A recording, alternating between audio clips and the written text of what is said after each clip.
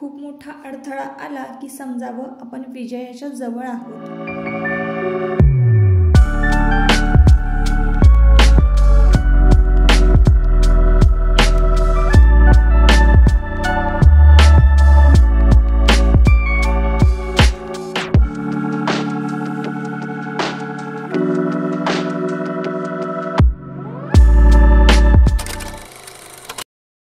Hello नमस्कार, मी सुप्रिया आणखी एका नवीन ब्लॉगमध्ये आपलं मनापासून स्वागत करते। तुम्हाला आजचा दिवस सुखाचा, आनंदी आणि आरोग्यदायी जाऊ। तुम्ही जी काही स्वप्न पाहिली असतील ती सगळी स्वप्न तुमची पूर्ण होत।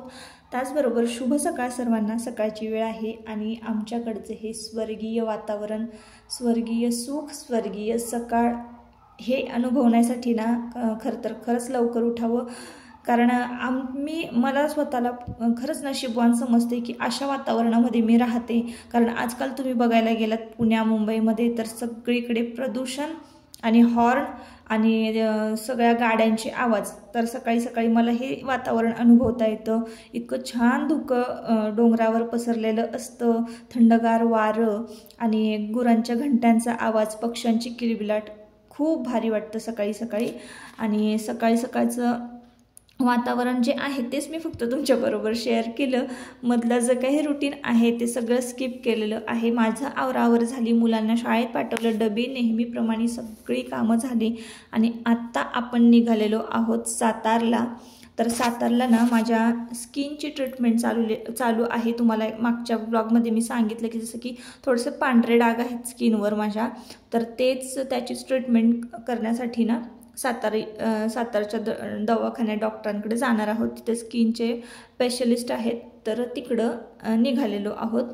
आता डॉक्टरांकडे पोहोचल्यानंतर खूप सारे नंबर असतात आणि खूप सारे पेशंट, नंबर तर लावावाच लागतो आणि तासून तास तिथं बसावं लागतं। तर तिथल्या दवाखान्यामध्ये इतकी छान अरेंजमेंट केलेली आहे ना की पेशंटची करमणूक व्हावी यासाठी TV असतात, छान छान गाणी रेडिओवर लागलेली असतात आणि काही पुस्तकं पण इथं ठेवलेली आहेत वाचण्यासाठी। तर त्यातलं एक पुस्तकावर माझी नजर पडली।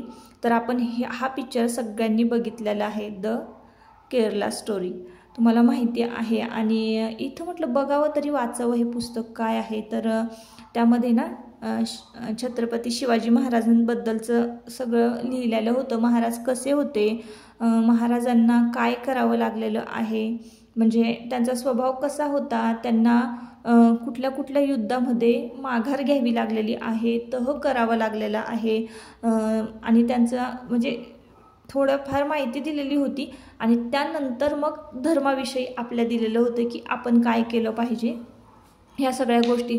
तर ते थोडंफार वाचलं, लगेचच आमचा नंबर आला। तिथं फिश टँकसुद्धा ठेवलेली होती। तर मी जिकडे कॅमेरा घेऊन जाईल ना तिकडे ही फिश जी आहे ना तर ती जात होती। तर ती मला बघून खूप मजा वाटत होती, म्हणून मी त्याच फिशवर आहे ना नेमका कॅमेरा धरत होते, पकडत होते। इतक्या छान छान फिश तिथं ठेवलेल्या होत्या। तर छान करमणूक झाली। 1-1.5 तास तरी लागला आम्हाला डॉक्टरांकडे। आणि मग आम्ही त्यानंतर घरी आलो। तर सध्या तर तुम्हाला माहिती आहे की आपण स्कूटी घेतलेली आहे आणि स्कूटी शिकण्याचं ट्रेनिंग मी घेते। तर गेला 1 तास मी तिथंच घालवला। आणि मग त्यानंतर आज आहे आखाड महिन्यातला शेवटचा दिवस, म्हणजे अमावस्येच्या आदला दिवस, बुधवार आहे आज। आणि तुम्हाला माहिती आहे की आता हा व्हिडिओ गुरुवारी अपलोड होणार आहे। खरं तर हा गुरुवारी अपलोड नाही करायला पाहिजे, कारण या व्हिडिओमध्ये ना मी संपूर्णपणे नॉनव्हेज रेसिपीज शेअर करणार आहे। तर आजूबाजूचं वातावरण मी तुम्हाला दाखवते। तर हे वातावरण बघा, ही जी व्हिडिओ क्लिप आहे ना ती काही दिवसापूर्वी मी शूट केलेली आहे। नाही तर तुम्ही म्हणाल सकाळी पाऊस पडला ना आता लगेच कसं कोरडं असं। तर ना ही संध्याकाळची क्लिप आहे, व्हिडिओ क्लिप। एक शॉर्ट व्हिडिओ शूट करण्यासाठी मी घेतलेली होती। तर तो माणूस आहे ना आपापल्या कामामध्ये किती गुंतलेला असतो बघा। कोणी दळण घेऊन जाते, कोणी गोरांसाठी चारा घेऊन जाते, तर कोणी कॉलेजमधनं आलेलं आहे, कोणी कामावरून आलेलं आहे। तर इकडच्या एरियातल्या ज्या काही लेडीज, बायका ज्या आहेत, माणसं आहेत ना, तर ते आपापल्या कामामध्ये गुंतलेली असतात। जास्त काही कोणाशी घेणं देणं नसतं। सणवार असेल तेव्हाच आम्ही एकमेकांकडे जात असतो, असा आमच्या आजूबाजूचा एरिया आहे। असो, आज आहे बुधवार, आखाड महिन्यातील शेवटचा दिवस। आणि आज ना मी संपूर्ण कुठल्याही व्हिडिओमध्ये मी संपूर्ण अशी नॉनव्हेजची रेसिपी, म्हणजे नॉनव्हेजचे संपूर्ण थाळी नाही शेअर केलेली। तर आजच्या व्हिडिओमध्ये मी तुमच्याबरोबर संपूर्ण नॉनव्हेजची थाळी शेअर करणार आहे, अगदी भातापासून भाकरीपासून सगळं. तर ज्यांना कोणाला असं वाटतं की नॉनव्हेजचा स्वयंपाक करणं खूप अवघड आहे तर त्यांनी हा व्हिडिओ पाहावा, त्यांना खूप हेल्पफुल ठरणार आहे हा व्हिडिओ. तर मी मोठं पातेलं घेतलेलं आहे. मटण आता आपलं 1 ते 1.5 किलोच्या प्रमाणामध्ये हे मटण आहे. कांदा बघा, 2-3 कांदे मी या कटरमध्ये बारीक कट करून घेतलेले आहेत. मोठं पातेलं गॅसवर ठेवलेलं आहे. त्यामध्ये तेल घालायचं 2 ते 3 चमचे. तुम्ही तुमच्या अंदाजानुसार घाला, कारण कसं आहे मी कमी तेलामध्ये नॉनव्हेजचे पदार्थ जे आहेत ते करत असते. तर खूप कमी तेल खातात आमच्या घरामध्ये, खूप कमी तेलकट पदार्थ खाल्ले जातात आणि नॉनव्हेजसुद्धा खूप कमी तेलामध्ये केलं जातं. तर आता मी 2 ते 3 चमचे तेल यामध्ये घातलेलं आहे आणि यामध्ये छान कांदा भाजून घेतलेला आहे.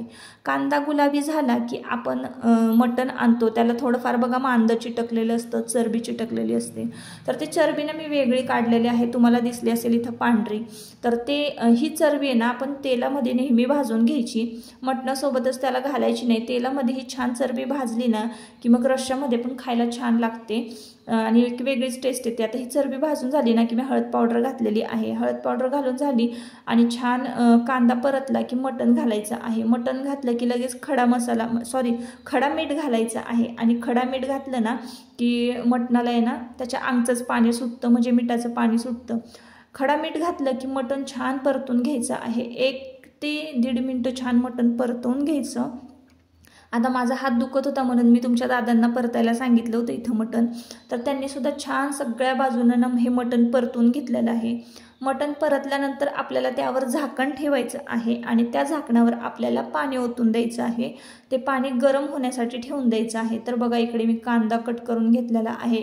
5 ते 6 कांदे उभे कट करून घेतलेले आहेत. हा कांदासुद्धा मी कटरमध्येच बारीक केलेला आहे, कट केलेला आहे आणि खोबरं खिसून घेतलेलं आहे.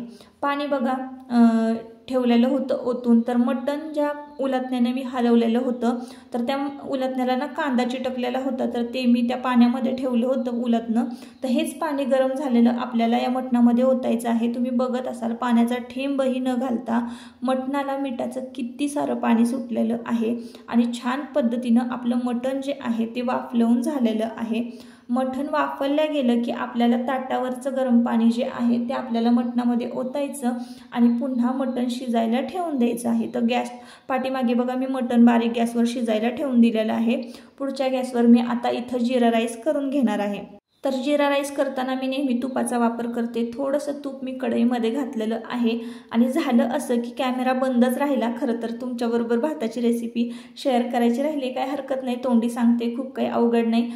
तूप घातलेलं होतं कढईमध्ये, त्यामध्ये मी जिरं घातलं आणि खडे मसाले घातले. चक्री फूल, तमालपत्र, दालचिनी, 4 लवंगा आणि 4 मिरं असं घातलेलं आहे आणि मग लगेचच भाताला फोडणी घातली. जिरं घालून तुपामध्ये छान तांदूळ भाजून घेतले आणि त्यामध्ये पाणी घालून मीठ घातलेलं आहे आणि भात शिजवून घेतलेला आहे. तर कढईमध्ये मी भात यासाठी करते, प्रश्न पडेल तुम्हाला, कढईमध्ये भात मी यासाठी करते की छान सुटसुटीत व्हावा आणि खरंच कढईमध्ये इंद्रायणी आम्ही तांदूळ वापरतो तरीसुद्धा भात छान सुटसुटीत होतो. आता या तव्यामध्ये ना मी खोबरं भाजून घेतलेलं आहे किसलेलं आणि कांदासुद्धा भाजून घेतलेला आहे, तुम्ही पाहत असाल. आता ह्याचं आपल्याला वाटण तयार करून घ्यायचं आहे. तर 2 कुड्या मी लसूण सोलून घेतलेला होता, 1 इंच आल्याचा तुकडा, मुठभर कोथिंबीर आणि खोबरं पाहत असाल तुम्ही, 1 वाटीभर किसलेलं खोबरं आहे, ते छान भाजून घेतलेलं आहे. 5 ते 6 कांदे उभे कट करून छान ह्या तव्यामध्ये, लोखंडी तव्यामध्ये भाजून घेतलेले आहेत. आता ज्या तव्यामध्ये आपण कांदा भाजलेला आहे, खोबरं भाजलेलं आहे, त्याच तव्यामध्ये आपल्याला मटण फोडणीला घालायचं आहे, म्हणजे तांबडा रस्सा करायचा आहे. तर आता कमी तेलामध्ये मी कसा तांबडा रस्सा करते, तर बघा मी काय करते, एक्स्ट्राचं तेल वरचं न वापरता या आळणी पाण्यावरची जी काही तर्री आहे, जे काही सुटलेलं आळणी पाण्याला सुटलेलं जे तेल आहे ते तेल थोडंसं मी यामध्ये वापरणार आहे तांबडा रस्सा करताना. तर थोडंसं तेल ना मी काढून घेतलं, खूप सारं तेल होतं त्यामध्ये आणि थोडंसं वरनं अजून तेल घातलेलं आहे वाटण भाजण्यासाठी. तर आता काय करायचं आहे आपल्याला, आपण जे वाटण तयार करून घेतलेलं आहे तर ते आपल्याला आहे ना तांबडा रस्स्यासाठी भाजायचं आहे.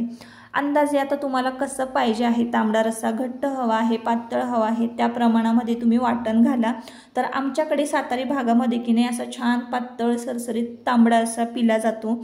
तर त्याच प्रमाणामध्ये बघा मी इथं वाटण भाजून घेतलेलं आहे आणि घरगुती लाल तिखट मी घातलेलं आहे। तुम्ही जे वापरत असाल ते घरगुती लाल तिखट तुम्ही घाला। तर मी जे वापरते ते घरगुती लाल तिखट त्यामध्ये घातलेलं आहे, मटण मसाला घातलेला आहे आणि काश्मीरी लाल चिली पावडर आपल्याला या वाटणामध्ये घालायची आहे आणि वाटण छान भाजून घ्यायचं आहे। तर मध्ये मध्ये मला ते वाटण जरा ड्राय वाटायला लागलं म्हणून मी वरची पुन्हा एकदा तर्री काढली आणि त्यामध्ये घातली आणि त्याच तर्रीमध्ये म्हणजे आळणी पाण्यामध्ये वरच्या तेलामध्ये ना हे वाटण जे आहे ते छान भाजून घेणार आहोत। तर बघा मस्त वाटण भाजून झालं ना की यामध्ये आपल्याला आळणी पाणी ओतायचं आहे आणि मस्तपैकी छान झणझणीत असा तांबडा रस्सा तयार करायचा आहे। तर खूप सोपी आणि साधी पद्धत आहे। मी जी पद्धत तुम्हाला सांगते ना तर ती बघा अजिबात भांडे वगैरे यामध्ये जास्त खरकटे होत नाहीत, कारण खोबरं भाजायला वेगळं भांडं, कांदा भाजायला वेगळं भांडं, वाटण भाजायला वेगळं भांडं असं करत बसलो ना तर खूप साऱ्या भांड्यांचा पसारा होतो। तर बघा तेल भरपूर छान ह्या वाटणाला सुटलेलं आहे आणि आळणी पाणी यामध्ये ओतून दिलेलं आहे। आळणी पाणी या तव्यामध्ये ओतलं की छान मसाला एकजीव करायचा आहे, वाटण एकजीव करायचं आहे आणि पुन्हा आपल्याला या आळणी पाण्यामध्ये हे जे भाजलेलं वाटण आहे तर ते ओतून द्यायचं आहे। मस्तपैकी आपला झणझणीत असा तांबडा रस्सा तयार झालेला आहे। तर खूप शॉर्टकट आणि सोपी पद्धत मी तुमच्याबरोबर आज शेअर केलेली आहे। अशा पद्धतीनं तुम्ही नॉनव्हेजचा स्वयंपाक जर केलात ना खूप कमी प्रमाणामध्ये भांडीसुद्धा घासायला निघणार आहेत आणि कमी तेलकट असं नॉनव्हेजचं हे जेवण आहे ना एकदम आपल्या आरोग्यासाठी उत्तम आहे। तर बघा इकडं आता मी थोडंसं अनेक तेल घेतलेलं आहे आणि तेच वाटण जे आहे ना जे वाटलेलं होतं आपण त्याच वाटणामध्ये आपण तांबडा रस्सा केलेला आहे आणि त्याच वाटणामध्ये आपल्याला सुक्कं मटण परतायचं आहे। तर तेलामध्ये मी हे वाटण भाजून घेतलं, त्याच तव्यामध्ये तुम्ही बघितलं असणार आहे तवा वगैरे काही धुतलेला नाही, काही नाही। ज्या तव्यामध्ये आपण तांबडा रस्सा फोडणीला घातलेला आहे त्याच तव्यामध्ये आपण सुक्कं मटण देखील परतून घेणार आहोत। तर आता बघा 1 चमचा मी लाल तिखट घातलेलं आहे, 1 चमचा एव्हरेस्ट मसाला घातलेला आहे, मटन मसाला आणि थोडीशी काश्मीरी लाल चिली पावडर यामध्ये घातलेली आहे कलर येण्यासाठी। आता मसाला छान भाजून घेतला, मसाला छान भाजून झाला 1-2 मिनटं की लगेचच मी यामध्ये सुक्कं मटण जे आहे ते घातलेलं आहे आणि सुक्कं मटण मस्तपैकी छान परतून घेणार आहे। जोवर मटण छान परतलं जात नाही तोवर आपल्याला हळूहळू हलक्या हाताने हे पीस जे आहेत ते हलवायचे आणि मस्तपैकी एखादी वाफ पण काढून घ्यायची, म्हणजे संपूर्ण मसाला जो आहे तो मटणामध्ये मुरतो आणि मटण नुसतं जरी कोरडं खाल्लं ना तर एकदम टेस्टी लागतं। तर अशा पद्धतीनं शॉर्टकट पद्धतीनं मी तुमच्याबरोबर आजची मटण थाळी जी आहे ती शेअर केलेली आहे। तर बघा पाठीमागे लगेच सुक्या मटणाचा तवा ठेवला आणि लगेचच इकडं मी भाकरी टाकून घेतली। तर भाकरी ना मी अशा छान मोठ्याच्या मोठ्याच टाकते बघा, छोट्या भाकरी मला काही जमत नाही टाकायला। आणि कसं आहे जेवायला बसलेला पंक्तीला बसलेला जो माणूस आहे ना तो एकाच भाकरीमध्ये म्हणजे फुल त्याचं पोट भरलं पाहिजे अशा पद्धतीनेच मी तर भाकरी टाकत असते। परत म्हणजे त्यांनी भाकरी मागताच कामा नये, तर अशा पद्धतीनं दणदणीत अशी भाकरी टाकते आणि भाकरीला छान पाणी लावून घेतलेलं आहे बघा। भाकरीची रेसिपीसुद्धा मी मागच्या एका व्हिडिओमध्ये शेअर केलेली आहे। तुम्ही जर नवीन कोणी बघत असाल तर जुने व्हिडिओ चेक करा, त्यामध्ये मी भाकरीची रेसिपी जी आहे ती शेअर केलेली आहे की कशी मी भाकरी टाकते, कशा पद्धतीनं मी थापते वगैरे ह्या सगळ्या गोष्टी, दळून कसं आणते, पीठ कसं दळते, हे सगळ्या गोष्टी सांगितलेल्या आहेत। भाकरीला ते पाणी छान लावलं की मग भाकरी पचली की लगेचच पलटायची आहे आपल्याला, कारण आधीच नाही उलटायची भाकरी, उलटली आधीच की मग तुमची भाकरी मोडलीच म्हणून समजायची। तर भाकरी छान पचू द्यायची, मगच आपल्याला भाकरी जी आहे ती उलटायला जायची आहे। रस्सासुद्धा छान उकळून झालेला आहे, भात आपला तयार झालेला आहे, जिरा राईस तयार झालेला आहे, सुक्कं मटण तयार झालेलं आहे आणि भाकरीसुद्धा छान टमटमीत फुगून तयार आहे। तर अशा पद्धतीनं आजचा आपला नॉनव्हेजचा संपूर्ण स्वयंपाक जो आहे तो तयार झालेला आहे। भाकरी तर बघा किती छान फुगलेली आहे, अगदी काटापासून फुगलेली आहे, अगदी टमटमीत। आणि भाकरी जी तुम्ही पाहत असाल तर इतकी मोठीच्या मोठी भाकरी थापलेली आहे ताईंनो। तर बघा तुम्हाला दाखवते मी फुगल्यानंतर भाकरीला कसा असा फुगा सुटलेला आहे. तर ताईंनो, मटण थाळी इतकी भारी झाली होती ना, इतकी टेस्टी झाली होती ना, तर अशा पद्धतीनं तुम्ही कधीतरी करून बघा. तर झालं असं की जेवायला वाढताना माझी एवढी गडबड झाली ना की ती मटण थाळी मी म्हणजे माझ्या लक्षातच राहिलं नाही ते शूट करावं आणि हे सगळं. तर असो, स्वयंपाक तर मी तुमच्याबरोबर संपूर्ण शेअर केलेला आहे. एकदा नक्की या पद्धतीनं करून बघा.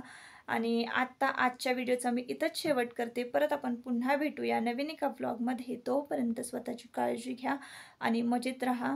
आणि उद्या आहे दीप अमावस्या, तर त्याच्या आदल्या दिवशीचा हा व्हिडिओ बुधवारचा.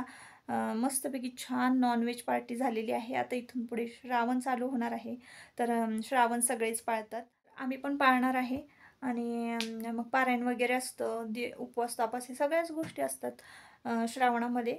तर हा आखाड महिन्यातला शेवटचा दिवस आणि संपूर्ण थाळी आज मी शेवटचा दिवस आहे तर संपूर्ण नॉनव्हेजची थाळी जी आहे तर ती शेअर केलेली आहे. असो, आता आजच्या व्हिडिओचा इथंच शेवट करूया. परत पुन्हा भेटूया नवीन एका ब्लॉगमध्ये. तोपर्यंत स्वतःची काळजी घ्या आणि मजेत राहा. Bye bye.